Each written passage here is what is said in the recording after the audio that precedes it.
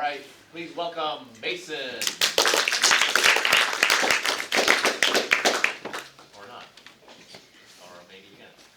Sorry. So, this is my explorations project. It was a 3D environment. I know we just did 3D, but mine's a little bit different. I personally picked Blender for the main 3D modeling software. I used specifically Blender 2.79 because it was the one I knew the most. So, why did I choose to model a scene specifically? As you know, I've done this for a very long time. I've been modeling with Blender for 7 years, and I greatly enjoy it. It's one of my large passions, my longest passions, and I also really love putting together a set. I know, Darian, you used a little bit of Half-Life, which caught me a little off guard. I'm trying to figure out how to use the pointer. It's the button above the arrows. Alright. This was when Mr. Flo said that we could 3D print things. I tried to assemble a model. I never got it finished, but I have it mostly done, so maybe I'll show that off next year.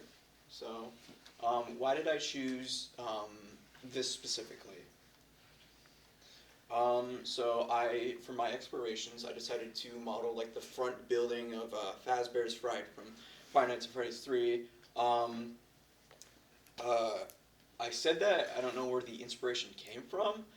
It may because he was announced in a game, and I was like, why not model that? There never really was an official model that was depicting it.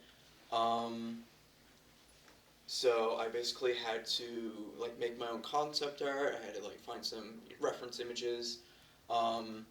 Another reason why I may have picked it because I really like the setting. I like kind of haunted houses, and it has a lot of color, and I thought it would be cool. So we got some inspiration. So we'll start with the top. So I picked this for the sign, not so much the colors, maybe the horizon.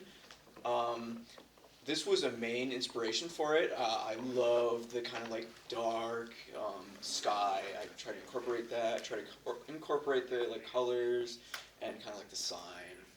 So, and then I picked from the movie, the kind of roof. I thought it'd be really cool for a kind of an establishment kind of deal. So I kind of used that. I kind of used the kind of interior. I used these lights. I try to model that. I used the in-game kind of screenshots to try to get that colors. I tried incorporating a lot of reds, yellows, blues. You can see it here, some yellow, some reds, some blues, a little bit of green, not so much because I'm not trying to make the interior, I'm trying to make the outside. So, concept art. So here's the concept art. I started modeling it a day after making this, and that becomes an issue later on, and I'll talk about that later. But you can see I try to make it kind of dirty, kind of this dingy place. I try to get kind of the lighting down. You can see in the front, you can see a little bit of light reflecting in the door, and then kind of what the these lights would look like, and some of the little sets. So we go on to modeling it and texturing it, which it took a little bit. I started trying to get the general kind of proportions and like size down. Like you can see here, I was like messing around with kind of like the textures. You can see here, like some of like the settings. Typically, with like modern like 3D software, you would be using nodes. I didn't particularly use nodes. I used kind of like the old Blender like engine kind of like texture settings. And I individually like wrapped some of the textures. I had to mess around with the. It's hard to explain. It's very complicated, but I had like cut some of the models and then like apply the textures on specific parts, so, like these walls. You can see like the early kind of like lighting. This lighting right here is like very early. I was still figuring out the like what the colors are going to be. I knew like the general like color grid, and like I could say this concrete texture changed during the production. Why that's important is because a lot of things with your with your 3D modeling during like animation senior year, like things will change. Like things are subject to change, and you'll probably want to change something around. So you can see that in the next slide. You can see like some of the lighting kind of changed. I changed it to be like more like spherical because I didn't really like this, and it didn't really fit with like kind of like the art style. I was trying to imitate like an art style, and I can show off more, but you can see like the lights I set up, which that takes a little bit of work. I'll say that. Like you want to get like a specific mood, you have to have like a lot of lighting. I also want to talk about this texture right here. What I did with that, I made like a logo in Illustrator, and then what I did was I exported it as a transparent image. I placed it in a texture. I wrapped it. I turned down like one of the settings on Blender, and then turned up the transparency. So, and then it got this like kind of like invisible. I know it has like this square in the materials section in Blender. Like it shows this, but when it's like rendered, you can't really see it. So here's the blueprint of the model. It only like shows like the edges, and you can see kind of the lighting. Like you can see like a ton of just like spotlights. This was used for like general atmosphere.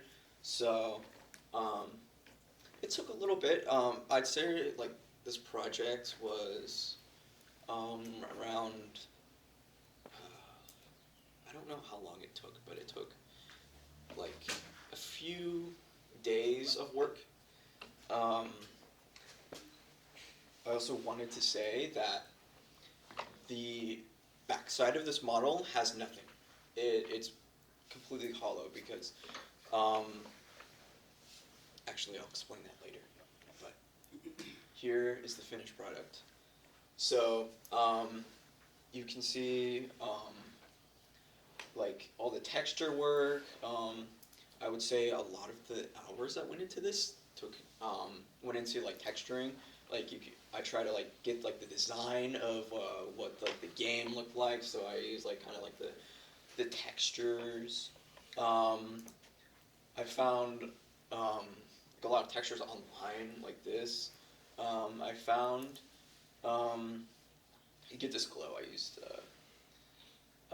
Illustrator, of course, and like you can see like blues like shining on. I use like a sun in Blender.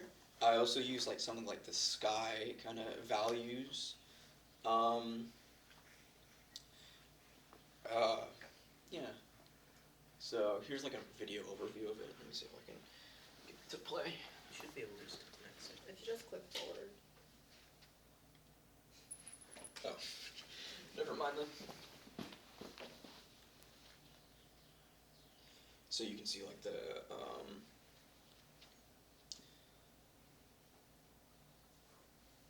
this is like the solid. This is what it looks like solid. You can see like the logo is just like a big square.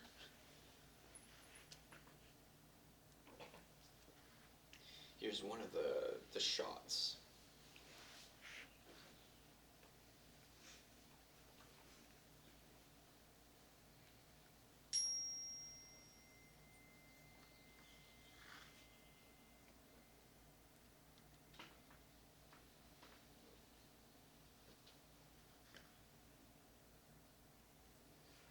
You can see like the close-up shots too, what the textures look like, with the like how it behaves with other lights.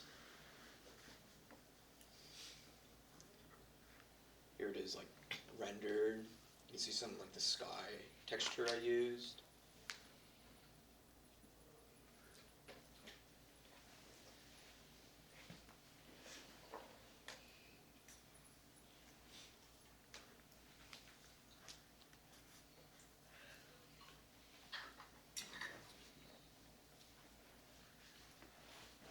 And then the rest of this is like, it's rendered. So, my final thoughts, I'm going to wrap this up a little bit because I know I'm running out of time. So, model isn't perfect. There was a lot of mistakes, specifically like texturing. There was a lot of errors, and I didn't really have time to like try to fix it. Like with like the sign, you can see some of the textures are flat. That's due to me like enlarging the wrapping. So it makes the, it only shows like a small chunk on the model itself. Modeling a scene or set, you should focus on like the things that'll be actually like shown. That'll save you a lot of time. Always figure out like a design that you're going to use. One of the problems I have was concept art, and I didn't model the roof, and I was just stuck figuring out that, and it costed me a lot of time. Lastly, 3D software takes a lot of time. I know we won't be like actually like wrapping textures, I believe. We will use like a program to help us next year, but it will take time even to like learn. So what I will say is that just be patient with it, and you'll eventually learn how it operates and like how to make things. So once you understand it, you'll be able to make pretty neat things. Thank you. So we're gonna move on to the next